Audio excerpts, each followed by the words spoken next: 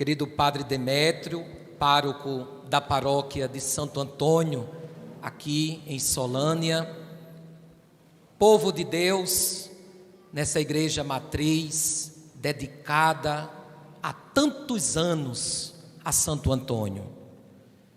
Tantos fiéis durante esse mês de junho se volta para esse glorioso santo que foi Santo Antônio. Santo Antônio, grande pregador do Evangelho, ele que soube pregar e viver o que estava pregando. Por isso, olhar para Santo Antônio é ver a figura do próprio Jesus Cristo, aquele que veio habitar no meio de nós, para assim a gente, através dele, seguir os seus ensinamentos e viver a nossa fé pautada e adequada no Evangelho. Santo Antônio, queridos irmãos e irmãs, foi um santo muito poderoso, um santo que pregava a palavra de Deus e atingia tantos corações. Por isso, diz a história que Santo Antônio foi canonizado na festa de Pentecostes, de 1200 anos atrás. Veja só, dia de Pentecostes, Santo Antônio foi canonizado, foi reconhecido santo pela igreja, e foi numa data bem significativa, porque tudo que Santo Antônio fazia demonstrava um homem cheio do Espírito Santo de Deus. Porque quando nós pregamos a palavra de Deus, com o Espírito repleto em nosso coração, essa palavra que é proclamada e meditada encontra lugar, morada nos corações daqueles que escutam a palavra de Deus. Quantos corações Santo Antônio atingiu com sua palavra, com seu exemplo, com seu estilo de vida, na simplicidade, na humildade. Por isso que não é fácil a gente viver a palavra de Deus, porque requer renúncia, requer mudança de vida. Não adianta a gente estar numa missa e com o coração fechado, sem essa palavra causar efeito para nós. Porque nós precisamos participar da Santíssima Eucaristia com o coração aberto para acolher os ensinamentos que Jesus nos propõe durante esta festa de Santo Antônio, durante esta trezena de Santo Antônio. Cada festa de padroeiro, se não mudar o nosso coração, pronto, ninguém muda. Se a gente não tiver com o coração aberto, se a gente não tiver com a coragem, com a força de querer mudar, de querer ser pessoas melhores, de querer ser um jeito novo de ser igreja, fica difícil a gente sentir o amor de Deus, fica difícil a gente sentir a presença de Deus na nossa vida. Vocês pensam que Santo Antônio não sofreu tanta dificuldade em pregar a palavra de Deus? Sofreu. Santo Antônio pregou a palavra de Deus, não encontrou muitas vezes corações que pudessem acolher essa palavra, mas aqueles que abriram o seu coração para a pregação de Santo Antônio, com certeza descobriram o sentido de amar a Deus e de amar a igreja. Se no tempo que nós estamos vivendo é difícil a gente falar da palavra de Deus, imagine no tempo de Santo Antônio, que a gente tinha que falar, eles tinham que falar nas escondidas, porque senão era perseguido até a morte. Mas Santo Antônio não deixou de anunciar, de pregar o Evangelho, porque ele sabe muito bem em quem acreditou, ele sabe muito bem em quem colocou a sua própria vida. Nesse Deus que nos acompanha, nesse Deus que nos capacita, que nos dá força e coragem para vencer todos os desafios da vida. Santo Antônio também é conhecido como doutor do Evangelho, doutor evangélico, ou seja, ele pregava a palavra de Deus com autoridade, E também Santo Antônio defendia a igreja. Santo Antônio defendia o que estava pregando. Eu duvido alguém ferir a essência da igreja, no tempo de Santo Antônio, as polêmicas, tudo se levantava, mas Santo Antônio mostrava a verdade que não pode ser contestada, mas que é questão de fé para a gente acreditar nesse Deus que é vivo e verdadeiro por meio de tantos santos e santa de Deus. Santo Antônio, um homem simples, um homem que tinha uma vida austera, um homem que tinha uma vida totalmente dedicada a Deus. Por isso que nós devemos olhar para Santo Antônio e também ser um exemplo de vida para nós. Mas muitas vezes a gente olha para a história do santo, vê que é difícil e corre. Vou não por aqui não, porque eu não vou conseguir. Eu não vou por aqui não, porque eu não vou chegar. Tente. A gente precisa tentar a fazer a boa vontade, a praticar a palavra de Deus. Jesus deixa a palavra de Deus justamente para que a gente pratique, saia daqui praticando. Mas muitas vezes quando nós, padres, estamos pregando, parece que a gente está pregando para as paredes. Se o coração não está aberto, de eu dizer, quando eu sair daqui, eu vou perdoar aquele que me magoou, eu vou perdoar aquele que eu tenho ódio, que eu tenho raiva e que eu guardei ressentimento. A palavra de Deus, se a gente tiver com o coração aberto, a gente com certeza sai daqui perdoando, amando a Deus e a sua igreja. O evangelho que nós acabamos de proclamar é muito providente na noite de hoje. Fala de caridade. E Santo Antônio viveu a caridade. A caridade não é dar algo material, mas a caridade é viver o amor a Deus e aos irmãos. Isso é caridade, porque aonde tem amor, Deus aí está. Se tem ódio, Deus não está não. Se tem algo que não vai de agrado a Deus, Ele não permanece no nosso meio. Onde o amor e a caridade, Deus aí está. Deus valoriza muito mais a intenção que está em nosso coração. Tudo que a gente faz, meus amados irmãos e irmãs, para Deus e na missão, depende como eu estou dentro da missão, na intenção do meu coração. Que intenção eu estou na igreja? Qual é a intenção que eu estou no meu grupo?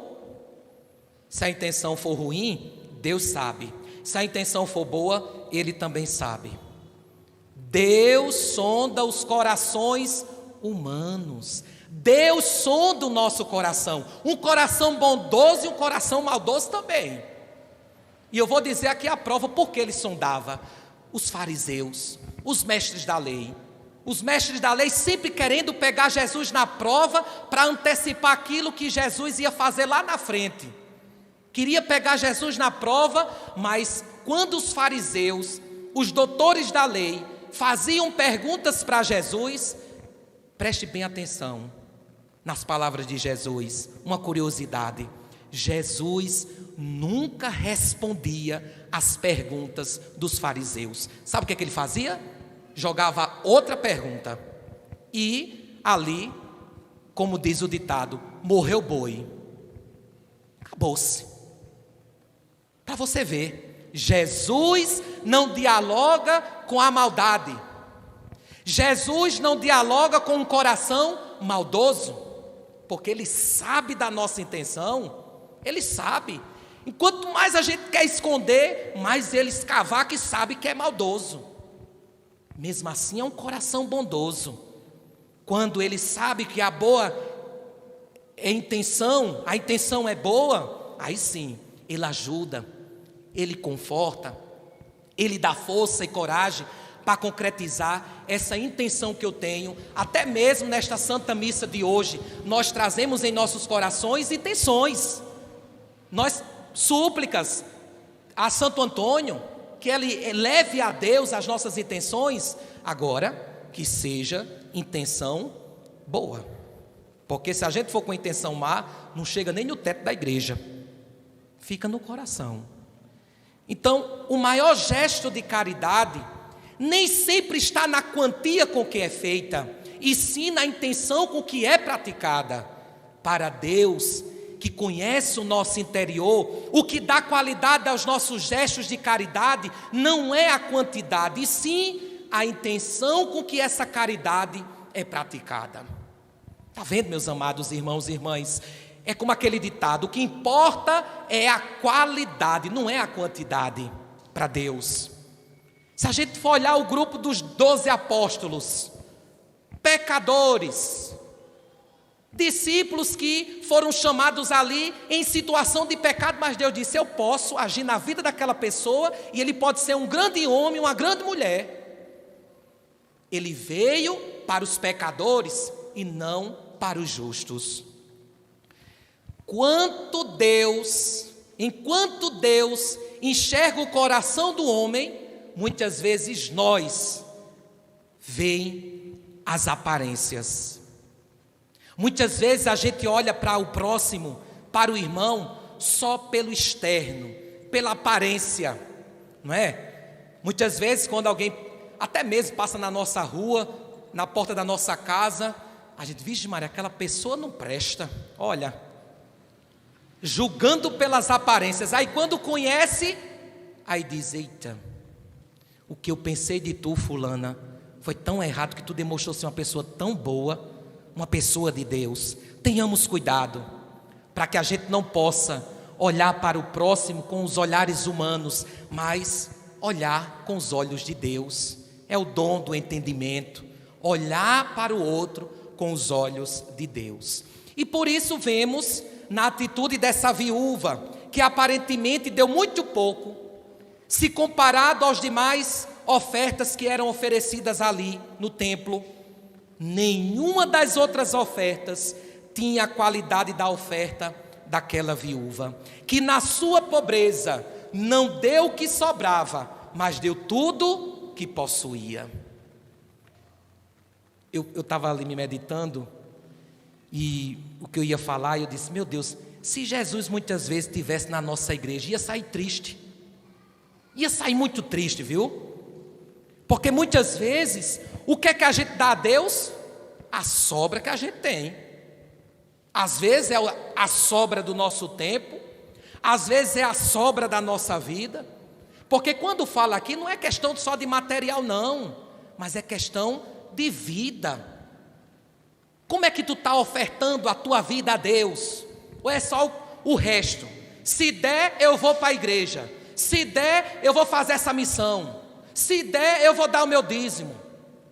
Será que Deus merece isso? Jesus sentado no templo, eu acho que ele estava lá atrás, e observando tudo. Aqueles que davam muitas coisas, uma oferta muito boa, né? Não agradou os olhos de Deus. Mas Jesus viu aquela pobre viúva, né? Com certeza perdeu seu marido, perdeu seus filhos. O que restava? 2 moedinhas de prata. E quando ela colocou a sua oferta no templo, despertou em Jesus que aquela mulher era uma pessoa boa, humilde e simples, que doou o que tinha para o templo do Senhor. Meus amados irmãos e irmãs, essa é a oferta e a entrega que Deus espera de todos nós. Deus espera qualidade naquilo que nós ofertamos e não quantidade. Independentemente se nós somos ricos ou pobres, se temos muitos dons ou poucos dons, o que Deus espera é qualidade e não quantidade. Olhe para Santo Antônio. Esse manto aí dele mostra o sinal de sua pobreza. Os frades viviam assim, nessa pobreza, nessa simplicidade, nessa humildade, que nós também precisamos viver a nossa simplicidade com a vida.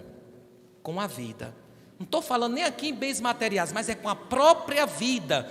A vida da gente tem que ser uma vida simples, humilde, para que assim diante de Deus possa ver que aquela vida que eu dei àquela humanidade, aquela vida que Deus nos concedeu, é uma vida com qualidade. Para a gente ir finalizando a nossa reflexão, por que Deus não valoriza a oferta em si, e sim a intenção que está no nosso coração?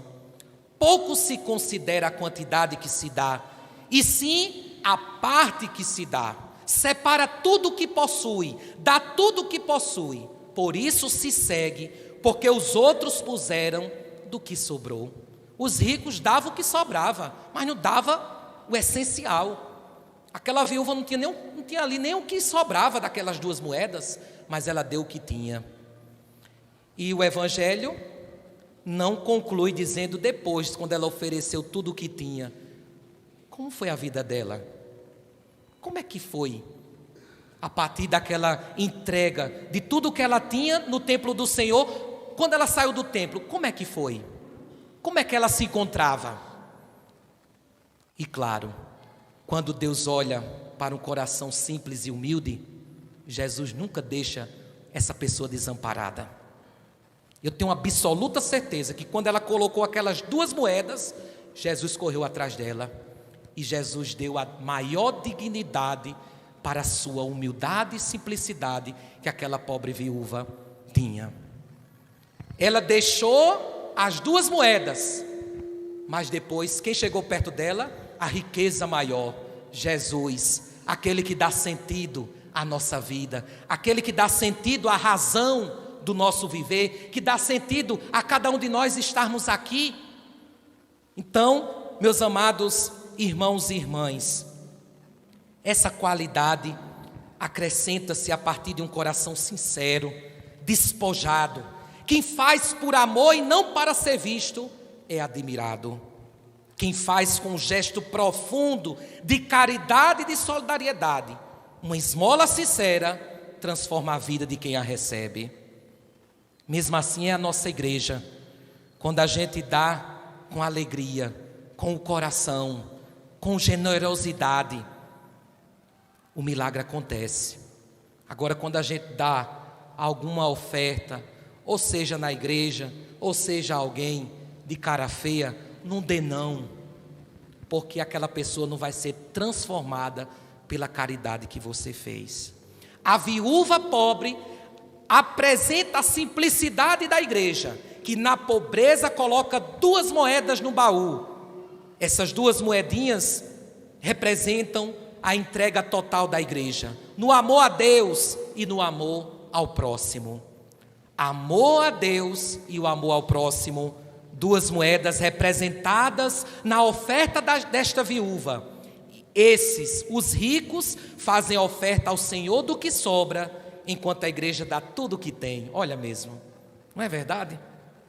Às vezes a gente dá o que sobra e Deus dá tudo o que a gente precisa para ser um bom cristão, para a gente ser um bom filho de Deus, e às vezes a gente não reconhece isso. Às vezes a gente dá o resto que a gente tem, mas a igreja diz: eu te dou a fartura que você necessita para ser um bom filho de Deus, um bom devoto e devota de Santo Antônio. Louvado seja nosso Senhor Jesus Cristo. Para sempre seja louvado.